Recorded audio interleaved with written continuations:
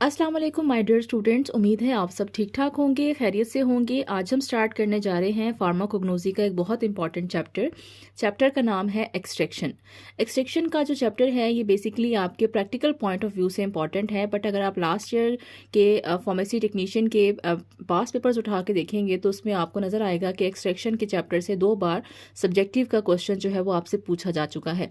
So book के अंदर ये जो चैप्टर है ये थोड़ा डिटेल में लिखा गया है, बट हमने कोशिश की है कि हम इस चैप्टर को 3 पेजेस के ऊपर नोट्स की फॉर्म में कन्वर्ट करें, और अगर आपका पेपर में किसी भी तरह का सवाल आएगा तो इंशाल्लाह आप इन्हीं 3 पेजेस में से किसी भी तरह का अपना सब्जेक्टिव का पार्ट अटेम्प्ट कर सकेंगे। सो आपने इस टॉपिक को एक एक्सपेरिमेंट की तरह से समझना है, बहुत आसान सी चीज़ें हैं। सो स्टार्ट करते हैं। सबसे पहले हम बात करते हैं कि लफ्ज़ एक्सट्रैक्शन का मतलब क्या होता है। लफ्ज़ एक्सट्रैक्शन का मतलब होता है निकालना या अखज़ करना। अगर मेरे पास किसी भी तरह का कोई प्लांट मौजूद है और उस प्लांट के अंदर आपको पता है बहुत सारी चीज़ें मौजूद होती हैं, उसके अंदर ऑयल्स भी होते हैं, उसके अंदर शुगर्स भी होती हैं, उसके अंदर जो है वो आपके पास फिक्स्ड ऑयल्स भी होते हैं, उसके अंदर रेजिन्स भी होते हैं, अल्कलाइड्स भी होते हैं। तो प्लांट्स के अंदर कुदरत ने बहुत सारी चीज़ें रखी हैं। अगर आप उस प्लांट के अंदर से किसी एक चीज़ को निकालना चाहते हैं और इस एक चीज़ को प्योर फॉर्म के अंदर हासिल करना चाहते हैं, फॉर एग्जाम्पल मैं आपसे कहती हूँ कि ये प्लांट है, इस प्लांट के अंदर से मुझे शुगर्स को अलग करके दिखाएं, तो उस शुगर को अलग करने के लिए आप उस प्लांट के ऊपर जो प्रोसेस अप्लाई करेंगे, जो परफॉर्मेंस आप अप्लाई करेंगे, दैट इज कॉल्ड एक्सट्रैक्शन। सो एक ऐसा प्रोसेस जिसमें हम कंपाउंड्स को सेपरेट कर सकते हैं on the base of their solubility is called extraction. एक ऐसा अमल जिसमें हम किसी भी कंपाउंड के अंदर, कंपाउंड वो चीज़ होती है जो बहुत सारी चीज़ों का मिक्सचर होता है, उसको हम कंपाउंड कहते हैं। सो अगर हमारे पास कोई भी कंपाउंड मौजूद है और हम उस कंपाउंड के अंदर से मुख्तलिफ चीज़ों को अलग अलग करना चाहते हैं, किस बेस पर चीज़ें अलग होंगी, चीज़ें जो हैं वो अलग होती हैं कि वो किस चीज़ के अंदर हल होती हैं। आपके लिए जो की वर्ड है वो है सॉल्युबिलिटी। मुख्तलिफ चीज़ों को हम किसी भी कंपाउंड में से अलग कर सकते हैं उन चीज़ों की हल पजीरी की बेस पे। इस प्रोसेस को हम एक्सट्रैक्शन कहते हैं। अब जो आप चीज़ें अलग कर रहे हैं वो किसी ना किसी चीज़ के अंदर हल होनी चाहिए। सो आपने ये चीज़ याद रखनी है कि जब भी आपने एक्सट्रैक्शन करनी है, आपने एक्सट्रैक्शन के लिए किसी ना किसी तरह का कोई ना कोई लिक्विड यूज़ करना है। विदाउट लिक्विड हम एक्सट्रैक्शन का प्रोसेस नहीं कर सकते। सो वो लिक्विड जो हम एक्सट्रैक्शन के प्रोसेस में इस्तेमाल करते हैं उसको हम मेंस्ट्रुम कहते हैं। ये लिक्विड वाटर भी हो सकता है, ये लिक्विड जो है वो कोई अल्कोहल भी हो सकता है, या किसी और तरह का कोई भी लिक्विड आप इस्तेमाल कर सकते हैं। डिपेंड करता है कि आप किस तरह की ड्रग को एक्सट्रैक्ट करना चाहते हैं। तो जिस तरह की हमारी ड्रग होती है उसकी बेस पर हम उसका लिक्विड सेलेक्ट करते हैं। सो यहाँ पे जो कीवर्ड है वो है सॉल्युबिलिटी, कि एक्सट्रैक्शन किस बेस पे की जाती है। मुख्तलिफ जो कंपाउंड्स हैं या जो मुख्तलिफ कंपोनेंट्स हैं किसी भी ड्रग के अंदर, उनकी हल पजीरी की बेस पर अगर हम उनको अलग करते हैं तो इस अमल को हम एक्सट्रैक्शन कहते हैं। पहले मैंने 3 से 4 डेफिनेशंस लिखी हैं, आपको वो डेफिनेशंस आनी चाहिए। फर्स्ट डेफिनेशन है मेंस्ट्रुम। मेंस्ट्रुम का मैं आपको बता चुकी हूँ कि वो लिक्विड जो हम एक्सट्रैक्शन के प्रोसेस में यूज़ करते हैं उसको हम मेंस्ट्रुम कहते हैं। जब आप एक्सट्रैक्शन कर लेते हैं तो उसके बाद जो वेस्ट मटेरियल आपके पास बच जाता है उस वेस्ट मटेरियल को हम कहते हैं मार्क। अब मैं इसको आपको एक सिंपल सी एग्जांपल देती हूँ। फॉर एग्जांपल आप चाय बनाते हैं। अब चाय बनाने के लिए हम क्या करते हैं, चाय बनाने के लिए हम पत्ती का इस्तेमाल करते हैं। अब पत्ती बेसिकली क्या है, पत्ती को आप समझे, पत्ती जो है वो हमारी किसी पौधे से हासिल होती है, तो वो बेसिकली एक ड्रग है, ठीक है, जिसके अंदर हमारे पास टी, जिसको आप टी कहते हैं, टी के अंदर थियोफाइलिन नामी एक केमिकल मौजूद होता है। या अगर आप कॉफ़ी बनाना चाहते हैं तो कॉफ़ी के अंदर एक केमिकल मौजूद होता है जिसको हम कैफीन कहते हैं। सो जब भी हम पत्ती को या कॉफ़ी को पानी के अंदर डालते हैं तो पानी के अंदर वो जो केमिकल है कैफीन या थियोफाइलिन वो निकलकर पानी के अंदर आ जाता है। उसके बाद जब हम चाय बनाते हैं तो जब हम पत्ती उस पानी के अंदर ऐड करते हैं तो थियोफाइलिन नामी केमिकल निकल के हमारे पानी के अंदर, दूध के अंदर मिक्स हो जाता है। उसके बाद जब चाय बन जाती है तो हम क्या करते हैं, उस चाय में से जो पत्ती होती है उसको हम छान लेते हैं। क्यों छान लेते हैं, क्योंकि हमें पत्ती के अंदर से जो खुशबू चाहिए थी, जो फ्लेवर चाहिए था, वो निकल के पानी के अंदर आ गया है। अब आप देखें उस पत्ती के अंदर से केमिकल को निकालने के लिए हमने पानी या दूध का इस्तेमाल किया था। उस पानी या दूध को हम क्या कहेंगे, क्योंकि वो लिक्विड है तो उसको हम कहेंगे कि हमने मेंस्ट्रुम का इस्तेमाल किया था। जब चाय बन गई तो उसको आप जब कप में शिफ्ट करते हैं तो फिर हम क्या करते हैं, छन्नी का इस्तेमाल करते हैं और छन्नी से हम चाय को छानते हैं। जो भी वेस्ट मटीरियल होता है वो हमारी छन्नी के ऊपर रह जाता है। तो वो जो वेस्ट मटीरियल हमारी छन्नी के ऊपर रह जाता है उसको हम क्या कहते हैं, मार्क कहते हैं। सो बेसिकली जब आप घर में टी बना रहे होते हैं या कॉफ़ी बना रहे होते हैं तो उसमें भी आप एक्सट्रैक्शन का प्रोसेस इस्तेमाल कर रहे होते हैं। ठीक हो गया। सो ये सिंपल से एग्जांपल है एक्सट्रैक्शन की। जो लिक्विड यूज़ करते हैं उसको मेंस्ट्रुम कहते हैं। जो वेस्ट मटेरियल पीछे बच जाता है, जो इसकी हमें ज़रूरत नहीं होती, उसको हम मार्क कहते हैं। फिर दो टर्म्स आपकी बुक के अंदर मेंशन है कि व्हाट इज़ कम्युनिशन, और दूसरी टर्म आपके पास आती है इम्बिबिशन। कम्युनिशन का मतलब होता है किसी भी चीज़ के साइज़ को कम करना, इज कॉल्ड कम्युनिशन। फॉर एग्जांपल आपके पास जो पत्ती है अगर वो बहुत मोटे मोटे साइज़ में होगी तो उसको डिसॉल्व करना मुश्किल हो जाएगा। ठीक है, तो इसलिए हम क्या करते हैं, उस पौधे को छोटे छोटे पार्ट्स में डिवाइड करते हैं और पत्ती की शक्ल में उसको घर के अंदर लेकर आते हैं। इसी तरह से जब आप नमक लेते हैं तो जब पहाड़ों से नमक लाया जाता है तो वो नमक जो है वो बड़े बड़े पार्टिकल्स की शक्ल में होता है, लेकिन उसको घर तक पहुंचाने के लिए उसकी कम्युनिशन की जाती है और उसको बारीक बारीक ज़र्रात के अंदर कन्वर्ट किया जाता है। सो एक ऐसा अमल जिसमें आप किसी भी चीज़ के साइज़ को छोटा करते हैं उसको आप कम्युनिशन कहते हैं। कम्युनिशन करने का फ़ायदा क्या होता है, जब आप किसी भी चीज़ के साइज़ को छोटा कर देते हैं तो चीज़ का सरफेस एरिया जो है वो बढ़ जाता है। ठीक हो गया। तो सरफेस एरिया बढ़ जाता है, इसलिए हम उसके पार्टिकल के साइज़ को कम कर देते हैं ताकि हमें मिक्स करने में जो है वो आसानी हो। सेकंड जो आपके पास डेफिनेशन आती है that is called imbibition. Imbibition का मतलब होता है कि किसी भी ड्रग को गीला करना या उसको मॉइस्ट करना इज़ कॉल्ड इम्बिबिशन। सपोज करें आपके पास नमक है, नमक एक समझे आप ड्रग है, ठीक है, सॉल्ट है।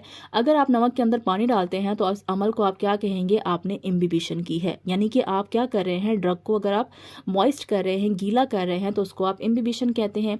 इसी तरह से अगर आपके पास पत्ती मौजूद है और आप पत्ती के अंदर पानी डाल रहे हैं, उसको हल्का सा गीला कर रहे हैं पत्ती को, तो उसको भी हम क्या कहते हैं, इम्बिबिशन कहते हैं। सो ये 5 जो है वो डेफिनेशंस हैं जो कि आपसे MCQs के अंदर पूछी जाती हैं। होपफुली आपकी ये डेफिनेशंस जो है वो क्लियर हो गई होंगी। अब हम बात करते हैं कि हमें एक्सट्रैक्शन की ज़रूरत क्यों पेश आती है। बेसिकली हमारे पास जो प्लांट्स हैं उनके अंदर बहुत सारे केमिकल्स होते हैं। उनके अंदर ग्लाइकोसाइड्स होते हैं, अल्कलाइड्स होते हैं, वोलाटाइल्स होते हैं, रेजिन्स होते हैं। ये सब के सब इंपॉर्टेंट चीज़ें हैं। ये सारे के सारे केमिकल्स हैं जिनसे हम दवाइयाँ बनाते हैं। जब मैं आगे आपको फार्माकोग्नोसी पढ़ाऊंगी तो उसमें हम इन तमाम चैप्टर्स को जो है वो डिस्कस करेंगे। ठीक है, सो अभी आपको सिर्फ इतना बता देते हैं कि जो ग्लाइकोसाइड्स होते हैं ये शुगर कंटेनिंग होते हैं, जो अल्कलाइड्स होते हैं ये नाइट्रोजन कंटेनिंग कंपाउंड्स होते हैं, जो वोलाटाइल ऑयल्स होते हैं ये वो चीज़ें होती हैं जो कि हवा के अंदर इवेपोरेट हो जाती हैं। ठीक हो गया। अगर हमें ये तमाम के तमाम केमिकल्स कहाँ से मिलते हैं, ये तमाम के तमाम केमिकल्स हमें प्लांट से मिलते हैं। अगर हम इन तमाम केमिकल्स को पौधे से निकालना चाहते हैं तो हमें क्या करना पड़ेगा, हमें पौधे के ऊपर एक केमिकल प्रोसेस अप्लाई करना पड़ेगा। उस प्रोसेस को क्या कहते हैं, एक्सट्रैक्शन कहते हैं। एक्सट्रैक्शन का बेसिक पर्पस होता है कि हम ड्रग को प्योरीफाई करना चाहते हैं। यहाँ पे जो आपके पास कीवर्ड आता है वो आता है प्योरीफाई करना। ठीक हो गया जी। अब हम बात करते हैं कि एक्सट्रैक्शन के क्या क्या फ़ायदे होते हैं। एक्सट्रैक्शन के 5 फ़ायदे हमने यहाँ पे मेंशन किए हुए हैं कि एक्सट्रैक्शन से हम क्या कर सकते हैं, हम पोटेंसी कंट्रोल कर सकते हैं। कि पोटेंसी होता है स्ट्रेंथ, कि दवाई की जो ताकत है, दवाई की जो कुव्वत है, स्ट्रेंथ है, उसको हम कंट्रोल कर सकते हैं। फॉर एग्जांपल अगर पुराने वक्तों की बात की जाए तो पुराने वक्तों में क्या होता था कि हमारे पास किसी को सर में दर्द होता था या पेट में दर्द होता था तो हम कहते थे जी फ़लाँ ड्रग जो है या फ़लाँ पौधे को इस्तेमाल करें, उसके पत्ते खाएं, उससे आपको ये मसला सॉल्व हो जाएगा। लेकिन उसमें नुकसान ये होता था कि अगर किसी ने ज़्यादा मकदार में पत्ते खा लिए हैं तो उसको एग्जैक्ट नहीं पता कि उसने कितनी डोज खानी है। अगर उसने ज़्यादा मकदार में वो केमिकल अपने अंदर इंटेक कर लिया है तो चांसेस होते थे कि उसको नुकसान हो सकता है। बट अब हम क्या करते हैं, हम एग्जैक्ट क्वांटिटी की मेडिसिन निकालते हैं और इंसान के बॉडी वेट के हिसाब से उसको दवाई की शक्ल में लेकर आते हैं। आपने देखा होगा मार्केट के अंदर 200 mg, 400 mg, 500 mg, 600 mg के हवाले से आपको मुख्तलिफ टैबलेट्स और कैप्सूल्स मिल जाती हैं। अगर बच्चा छोटा है तो हम उसको कम दवाई की डोज देते हैं, डोज से मुराद होता है मिकदार। अगर एडल्ट है, बड़ा है, तो हम दवाई की डोज उसको 200, 400, 500 mg भी दे सकते हैं। जब हम एक्सट्रैक्ट कर लेते हैं तो हमें पता होता है कि हमारे पास इतनी मिकदार मौजूद है दवाई की और हमने किस पेशेंट के अंदर कितनी दवाई की मिकदार जो है वो देनी है ताकि उसको कोई नुकसान ना हो, बल्कि उसको सिर्फ और सिर्फ क्या पहुंचे, फ़ायदा पहुंचे। एक्सट्रैक्शन से हमें क्या होता है कि अगर हम एक्सट्रैक्ट कर लेते हैं पौधे से किसी भी ड्रग को, तो हम उसकी डोज को कंट्रोल कर सकते हैं, उसके काम करने की सलाहियत को कंट्रोल कर सकते हैं, उसकी पावर को, उसकी स्ट्रेंथ को कंट्रोल कर सकते हैं। Deterioration can be control. Deterioration का मतलब होता है ख़राबी, तबाह होना। अगर मैं कहूँ कि जी फॉर एग्ज़ाम्पल कोई जैसे कि आपसे कहा जाए कि जी ये नीम का पत्ता है, ये नीम का पत्ता जो है सपोज़ करें मैं कहती हूँ जी आपके लिए एंटीऑक्सीडेंट है, बॉडी के लिए बहुत अच्छा है, आपको नीम के पत्ते जो हैं वो इस्तेमाल करने चाहिए। अब अगर आप नीम के पत्ते को ऐसे तोड़ के लेकर आएंगे और आप घर में उसको स्टोर करेंगे तो वो तो 2 दिन बाद मुरझा जाएगा। जब प्लांट का पत्ता जो है वो मुरझा जाएगा तो उसके इंग्रेडिएंट्स ख़त्म हो जाएंगे, उसके इंग्रेडिएंट्स भी ख़त्म हो जाएंगे, तबाह हो जाएंगे। लेकिन अगर आप उसी प्लांट से, उसी पत्ते से अगर आप केमिकल्स को एक्सट्रैक्ट कर लेते हैं तो एक्सट्रैक्ट करने के बाद हम उसको लंबे टाइम तक स्टोर कर सकते हैं। ठीक हो गया। जैसे कि इसकी सिंपल सी एग्जांपल आप देखें कि आपके घरों में एलोवेरा होता है, जिसको हम उर्दू में गवार गंतल भी कहते हैं। इसके अंदर से एक जेल निकलता है। अब एलोवेरा जो है लोग बालों के लिए भी इस्तेमाल करते हैं, स्किन के लिए भी इस्तेमाल करते हैं। उसी एलोवेरा को अगर आप पौधे से उतार दें, उसका पत्ता अगर काट दें तो वो 1 से 2 दिन के अंदर वो पत्ता ख़राब हो जाता है, उसके अंदर जो जेल है वो ख़राब होना शुरू हो जाता है। बट अगर आप मार्केट में देखें तो उसी एलोवेरा जेल की पूरी बॉटल्स आपको मिल जाती हैं। जो कॉस्मेटिक्स की शॉप है, अगर आप जाकर उनसे कहेंगे कि हमें एलोवेरा जेल दे दें तो वो आपको बॉटल्स के फॉर्म में एलोवेरा का जेल देते हैं।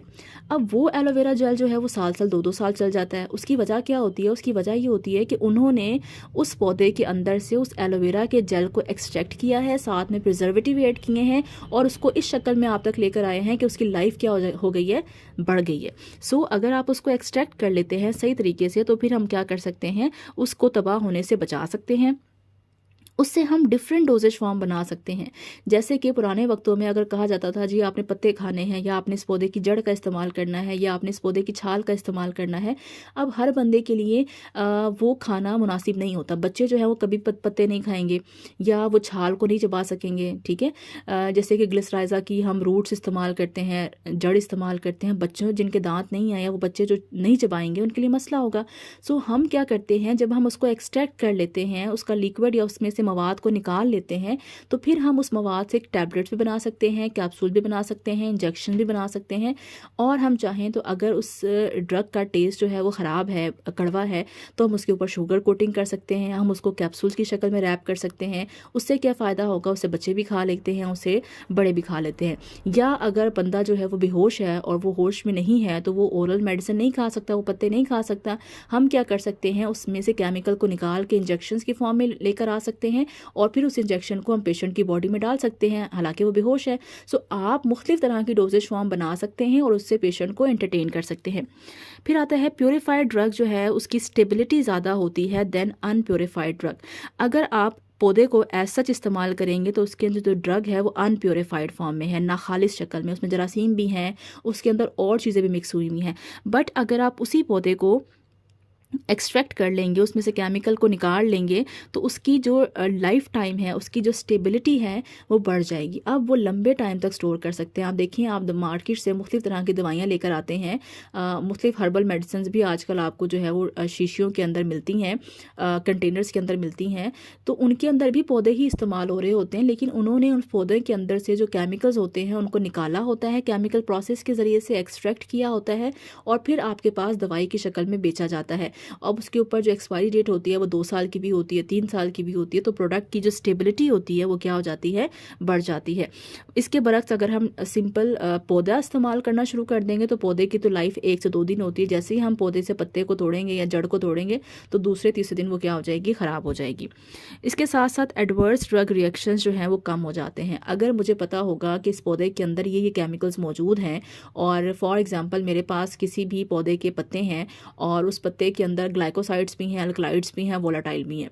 अब पेशेंट को सिर्फ ग्लाइकोसाइड चाहिए। अगर मैं उसे कहूँगी कि आप ये पत्ता खा लें तो उसके अंदर ग्लाइकोसाइड्स भी चले जाएंगे, अल्कलाइड्स भी चले जाएंगे, वोलाटाइल ऑयल्स भी चले जाएंगे। अब बंदे को ना तो वोलाटाइल ऑयल चाहिए थे, ना ही उसको अल्कलाइड्स चाहिए थे।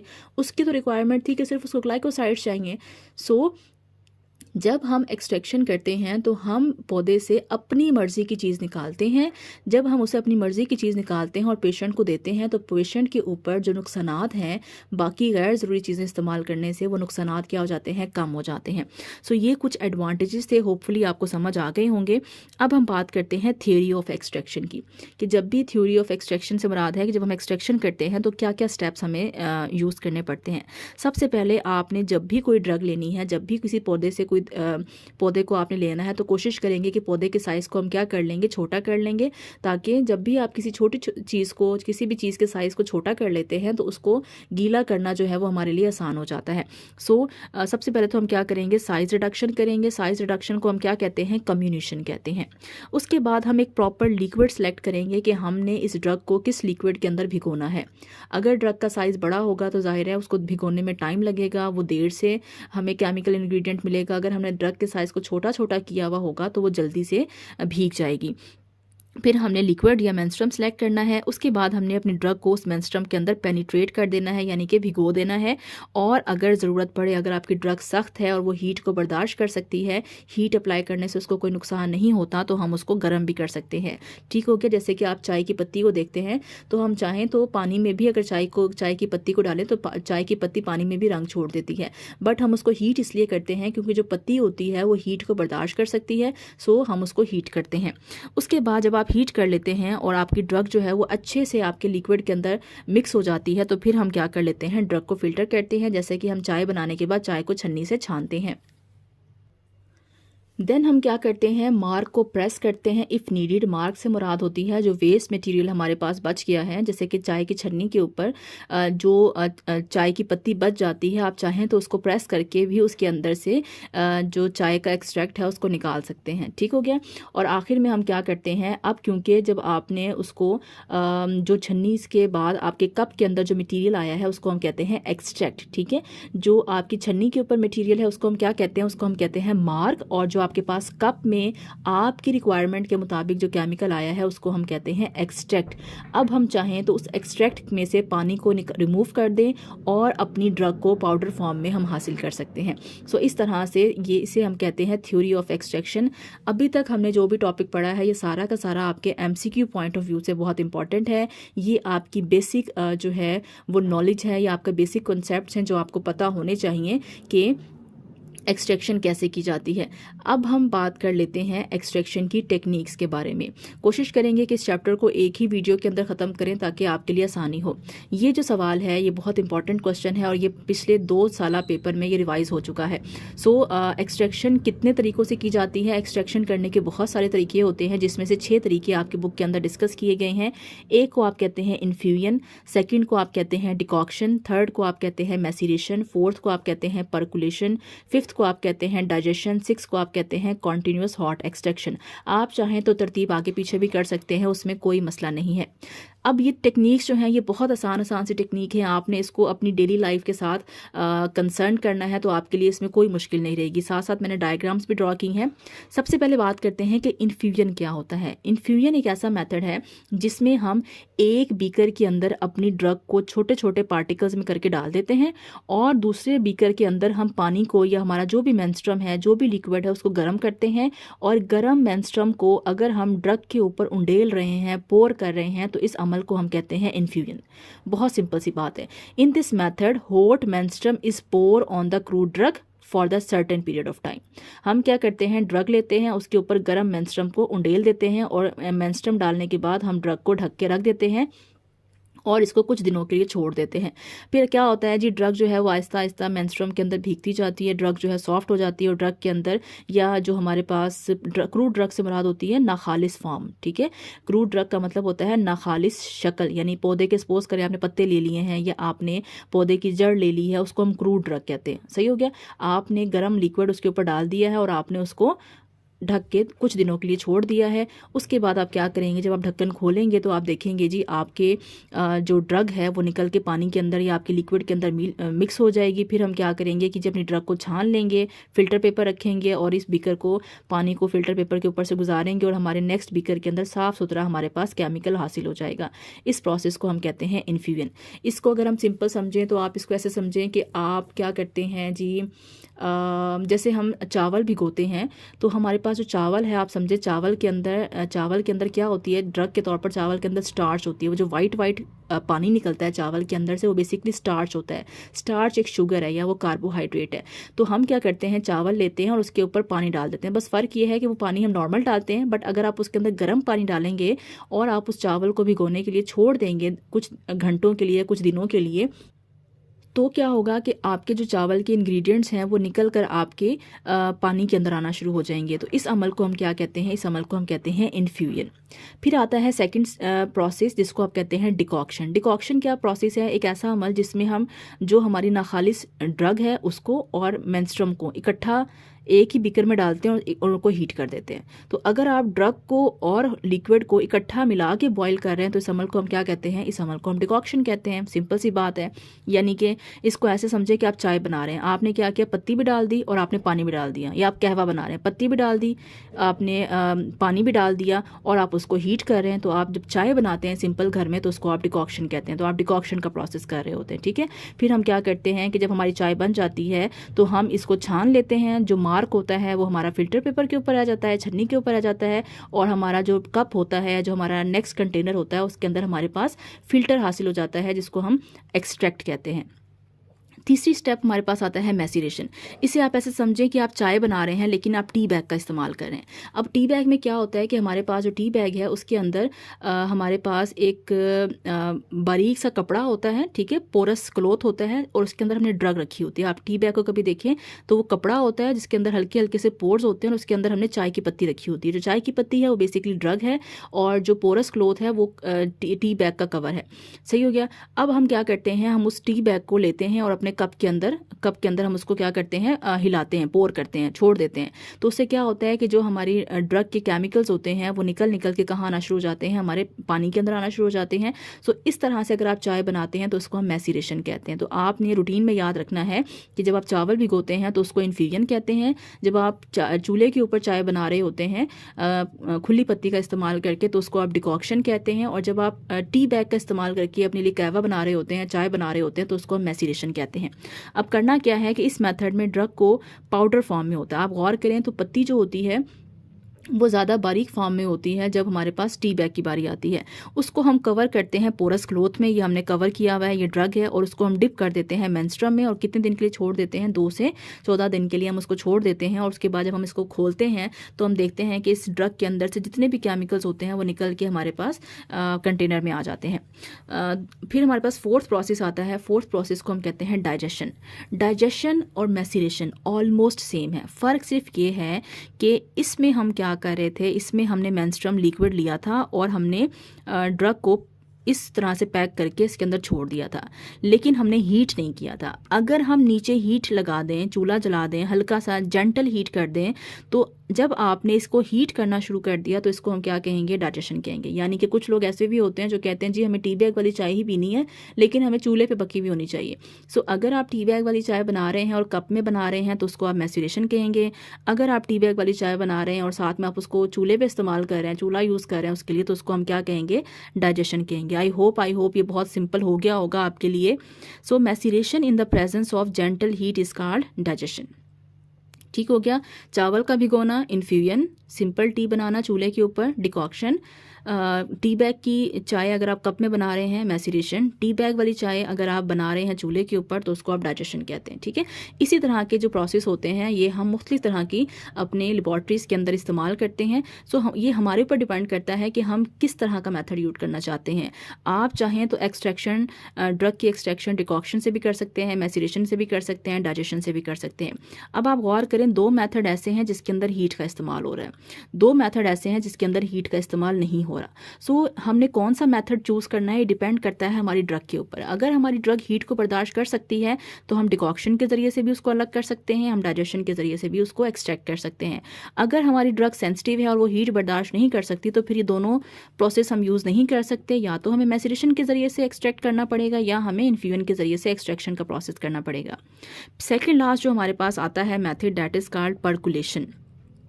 ये जो मेथड हैं ये आम रूटीन के मेथड हैं जो हम घरों में भी इस्तेमाल करते हैं। अब ये जो लास्ट दो मेथड हैं ये ख़ास किस्म के ऑपरेटर्स भी किए जाते हैं।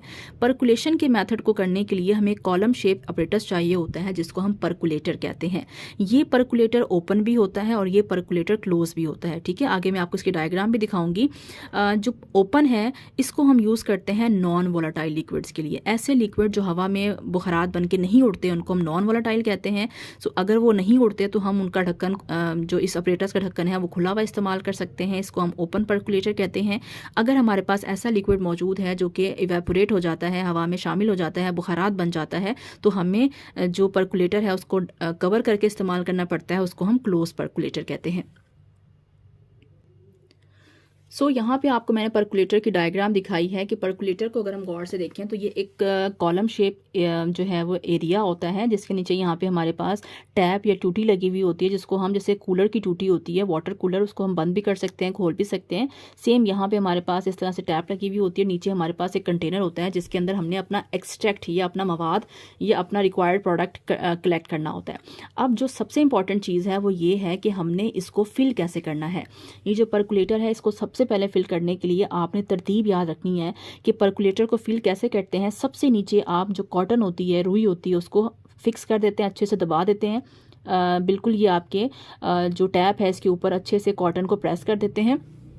उसके बाद हम क्या करते हैं, उसके बाद हम कॉटन के ऊपर जो हमारी ड्रग है, ठीक है, ड्रग को हम किस शक्ल में रखते हैं, ड्रग को हम मॉइस्ट करके रखते हैं।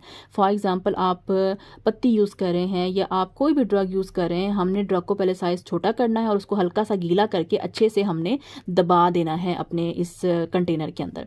उसके ऊपर हम फिल्टर पेपर रखते हैं, उसके ऊपर हम रेत रखते हैं। सैंड कौन सी होती है, जो फिल्टर साफ़ सुथरी जो सैंड होती है वो रखते हैं, और आखिर में जो लिक्विड होता है उसको ऊपर से डालते हैं। अब होता क्या है, अब यहाँ पे देखें तो मैंने ये क्लोज परकुलेटर यूज़ किया है क्योंकि इसके ऊपर से ये कवर है। सम टाइम खुला हुआ भी होता है। अगर हमारा मेंस्ट्रुम जो है वो नॉन वोलाटाइल है, वो नहीं उड़ेगा, तो हम इसको खोल के भी इस्तेमाल कर सकते हैं। अगर हमारा मेंस्ट्रुम ऐसा है जो कि उड़ सकता है, जैसे कि कुछ ऑयल्स होते हैं, जैसे कि आपके पास ज़ीरे का तेल होता है या हमारे पास फैनल का, सौंफ का तेल होता है, वो उड़ते हैं। लेकिन अगर हमारे पास बादाम का तेल है तो वो नहीं उड़ता, उसकी ये पानी है वो नहीं उड़ेगा, तो उसके लिए हम जो है वो खुला हुआ कंटेनर भी यूज़ कर सकते हैं। आपने तरतीब याद रखनी है। नीचे आपने कॉटन रखी है, फिर आपने ड्रग को मॉइस्ट करके रखा है, उसके ऊपर आपने फिल्टर पेपर लगाया है, फिर आपने सैंड रखी है और ऊपर से आपने मेंस्ट्रुम डाल दिया है और आपने इसको छोड़ देना है कुछ दिनों के लिए। अब होगा क्या कि आहिस्ता आहिस्ता ये मेंस्ट्रुम जो है ये ड्रॉप वाइज सैंड से गुजरेगा, फिर फिल्टर पेपर से गुजरेगा, फिर मॉइस्ट ड्रग से गुजरेगा। और जब ये मॉइस्ट ड्रग में से गुजरेगा तो ड्रग के अंदर जो भी ज़रूरी चीज़ होगी वो यहाँ से इस लिक्विड के साथ, अब इस ड्रग में से वही चीज़ लिक्विड के साथ मिक्स होगी जो लिक्विड के अंदर सॉल्यूबल होगी, ठीक है, जो मेंस्ट्रुम के अंदर हल होने की सलाहियत रखती होगी। अब यहाँ ये तो क्रूड ड्रग है ना, इसके अंदर बहुत सारी चीज़ें मौजूद हैं। सपोज इसमें ग्लाइकोसाइड्स हैं, अल्कलाइड्स हैं, वोलाटाइल ऑयल हैं। हमने मेंस्ट्रुम वो चूज़ करना है जो हमने केमिकल निकालना है। अगर मुझे ग्लाइकोसाइड निकालना है तो मैं वही लिक्विड यूज़ करूँगी जो ग्लाइकोसाइड के अंदर हल होने की सलाहियत रखता है। अगर मुझे अल्कलाइड्स निकालने हैं तो मैं वही लिक्विड यूज़ करूँगी जो अल्कलाइड्स को अपने अंदर हल करने की सलाहियत रखता है, ठीक है। आपने क्रूड ड्रग में से जो चीज़ निकालनी है उसकी बेस पे आपने मेंस्ट्रुम सेलेक्ट करना है। मेंस्ट्रुम जो है वो आहिस्ता आहिस्ता ड्रग में से गुजरेगा और देखेगा जी अगर हमने ग्लाइकोसाइड अलग करने हैं तो हमने उसी हिसाब से मेंस्ट्रुम लिया होगा। ये मेंस्ट्रुम ग्लाइकोसाइड को एब्जॉर्ब करेगा, उसके अंदर हल होगा और कॉटन से गुजर के ड्रॉप वाइज एक कलेक्टर में आना शुरू हो जाएगा। ठीक हो गया। यही प्रोसेस हमने यहाँ पे लिखा है। आपने अगर ये डायग्राम बना दी तो आपके एक्सटर्नल को समझ आ जाएगी, उसको रीड करने की भी ज़रूरत नहीं पड़ेगी। और लास्ट में हमारे पास आता है कॉन्टीन्यूअस हॉट एक्सट्रैक्शन। इसके लिए हम एक ऑपरेटर्स इस्तेमाल करते हैं, एमसीक्यू के हवाले से याद रखेंगे। ऑपरेटर्स का नाम होता है सॉक्सलेट ऑपरेटर्स। ये लास्ट टाइम भी पेपर में एमसीक्यू आया हुआ है। इस ऑपरेटर्स को अगर आप देखें बड़ा आसान सा ऑपरेटर्स है।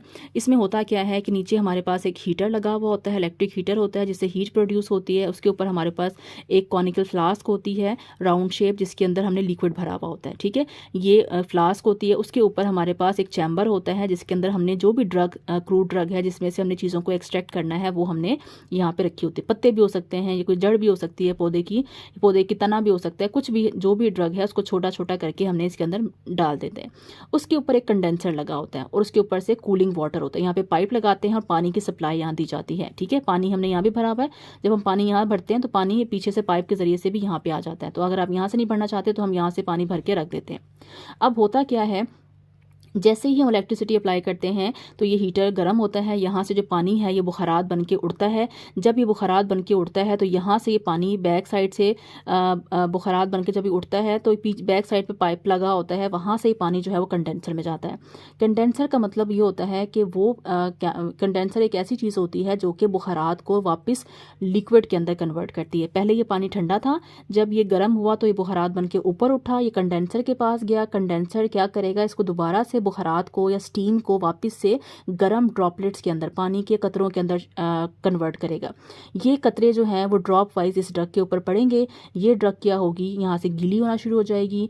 अब इस ड्रग के अंदर जो भी केमिकल मौजूद है जिसको हम अलग करना चाहते हैं, हमने वही लिक्विड यहाँ भरा है। अगर हमें ग्लाइकोसाइड अलग करने हैं तो हमने वही लिक्विड यहाँ पे डाला है जो ग्लाइकोसाइड के अंदर एब्जॉर्ब हो सकता है। सो जब ये बुखारात बन के उड़ा, ये कंडेंसर के पास गया, कंडेंसर ने इसको क्या कर दिया, कंडेंसर ने इसको दोबारा से गर्म पानी के ड्रॉपलेट्स में कन्वर्ट कर दिया। ये ड्रॉपलेट्स इसके ऊपर, ड्रग के ऊपर आएंगे। ये ड्रग जो है यहाँ से ड्रॉपलेट्स और ड्रग जो है वो आपस में मिक्स होंगे और इस पाइप के ज़रिए से वो जो हमारा एक्सट्रैक्ट है, जो ड्रग के अंदर केमिकल है, वो लिक्विड की शक्ल में हमारे पास यहाँ पे आना शुरू हो जाएगा। ठीक है, इसके पीछे पॉइंट लगा हुआ होता है।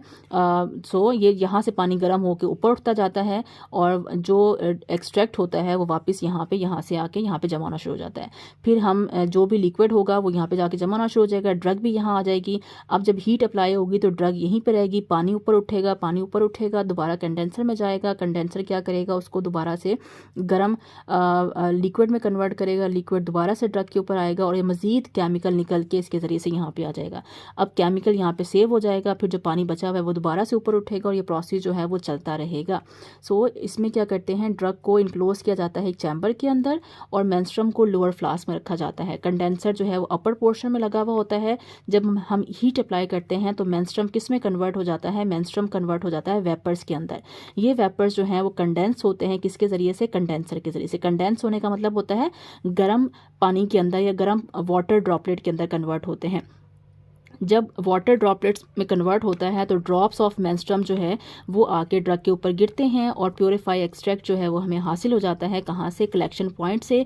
फिर हम क्या करते हैं, अब हमारे पास इस चैम्बर के अंदर पानी भी है और इस चैम्बर के अंदर हमारे पास ड्रग भी है। हम क्या करते हैं, पानी को इसमें से निकालते हैं, पानी को सन ड्राई करते हैं, पानी इवेपोरेट हो जाता है और नीचे हमारे पास ड्रग बच जाती है। उस ड्रग को फिर हम ड्राई करके मुख्तलिफ तरह की दवाइयों के अंदर इस्तेमाल कर सकते हैं।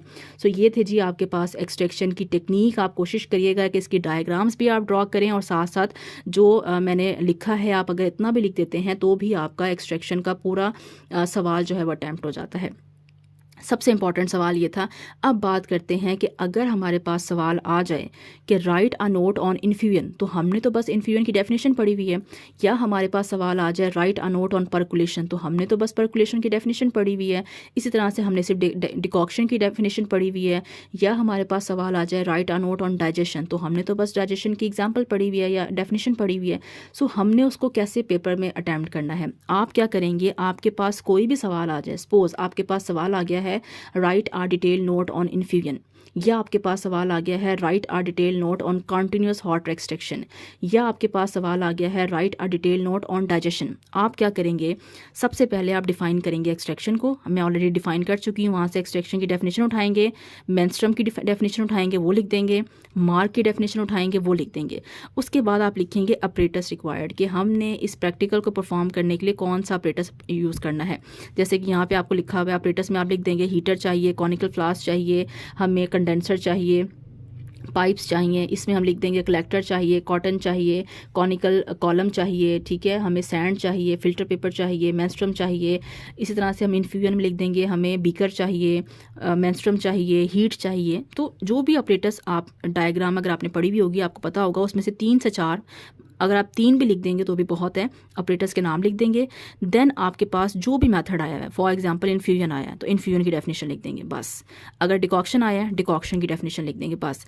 उसके बाद उसकी डायग्राम बना देंगे और आखिर में जो हमने स्टार्टिंग में एडवांटेजेस पढ़े थे एक्सट्रैक्शन के वो आप लिख देंगे। ठीक है। सो किसी भी तरह का इन 6 जो आपके सवाल हैं, जो 6 टेक्निक्स हैं, उनमें से अगर कोई भी लॉन्ग क्वेश्चन आपके पास आ जाता है तो आपने ये तरतीब रखनी है। सबसे पहले एक्सट्रैक्शन को डिफाइन, देन मेंस्ट्रुम को डिफाइन, देन मार्क को डिफाइन, देन अपरेटस बता दें, जो भी प्रोसेस आया है उसकी डेफिनेशन लिखाएं, उसकी डायग्राम बना दें और आखिर में एक्सट्रैक्शन के 3 से 4 एडवांटेजेस लिख दें। ये जब आप लिखेंगे तो ये आपका तकरीबन 1.5 पेज कवर कर जाएगा। सही हो गया। और ये मोर देन इनफ है। इसमें से 5 में से 4.5 नंबर आपको कोई भी आसानी से दे देगा। ठीक है। सो आपको एक्स्ट्रा कुछ भी याद करने की ज़रूरत नहीं पड़ेगी। जो थोड़ी सी चीज़ एक्स्ट्रा इसमें रह गई है वो ये था कि जो हमने मैसरेशन का प्रोसेस पढ़ा था, जिसमें हमने पढ़ा था कि जी हम टी बैग जो है वो यूज़ करते हैं और हम उसमें ड्रग को जो है वो पैक करके इस्तेमाल करते हैं। तो उसमें आपकी बुक के अंदर लिखा हुआ है कि हम मैसरेशन जो है वो सिंगल भी कर सकते हैं, डबल मैसरेशन भी कर सकते हैं, ट्रिपल मैसरेशन भी कर सकते हैं। उसमें कोई रॉकेट साइंस नहीं है। वो सिंपल सी बात ये है कि अगर आपके पास एक टी बैग है और आपके घर में 3 मेहमान आ गए हैं, सो आप क्या करेंगे कि आप पहले उस टी बैग को कप नंबर 1 में डिप करेंगे। ठीक है। उसे हम कहेंगे सिंगल मैसरेशन। अब आप अगर उसी टी बैग को निकाल के कप नंबर 2 में शिफ्ट कर देंगे तो उसी टी बैग से या उसी ड्रग से, उसी पोरस क्लोथ के अंदर जो ड्रग है उससे हम दूसरे कप में भी केमिकल को एक्सट्रैक्ट कर रहे हैं। सो जब आपने उसको दूसरे कप में डाला, कुछ जो पत्ती का कलर है वो सेकंड कप में भी आएगा, उसको हम कहेंगे डबल मैसरेशन। और अगर आप उसी टी बैग को उठा के कप नंबर 3 में डालते हैं और उसे तीसरे कप की भी चाय बनाने की कोशिश करते हैं तो कुछ ना कुछ ड्रग का कलर, कुछ ना कुछ ड्रग का टेस्ट निकल के आपके तीसरे कप में भी आएगा। उससे हम कहते हैं ट्रिपल मैसरेशन। सो ये बड़ा आसान सा कंसेप्ट है। अगर आपसे वाइवा में पूछ भी लिया जाए तो आपको पता होना चाहिए कि एक ऐसा अमल जिसमें हम एक ही ड्रग को पहले एक लिक्विड के अंदर मिक्स करते हैं, फिर उसी ड्रग को निकाल के, क्योंकि वो कपड़े में होती है, उसी ड्रग को निकाल के हम एक नए लिक्विड में मिक्स करते हैं तो उसको डबल कह देते हैं। जब आप उसी ड्रग को निकाल के एक तीसरे लिक्विड के अंदर डालते हैं तो उसको आप ट्रिपल मैसरेशन कहते हैं। आई होप ये लेक्चर आपको समझ आया होगा। इन 3 पेज से आपकी पूरा एक्सट्रैक्शन का टॉपिक जो है वो कवर हो गया होगा। फिर भी अगर आपको समझ नहीं आ रहा और आपको लगता है कि आप इस मेथड को प्रॉपर नहीं लिख सकते तो आप मुझे ज़रूर बताएं। मैं कोशिश करूँगी कि मैं हर मेथड को नोट्स की फॉर्म में जो है वो आपको राइट डाउन कर दूं ताकि आपको याद करने में आसानी हो और आपका पेपर जो है वो बहुत अच्छा हो जाए। कोई भी सवाल है तो आप मुझसे ज़रूर पूछें। वीडियो पसंद आई है तो प्लीज़ वीडियो को लाइक करें, चैनल को सब्सक्राइब करें और अपने फ्रेंड्स में इसको ज़रूर शेयर करें। बहुत शुक्रिया आप सबका। Thank you so much. अल्लाह हाफ़िज़।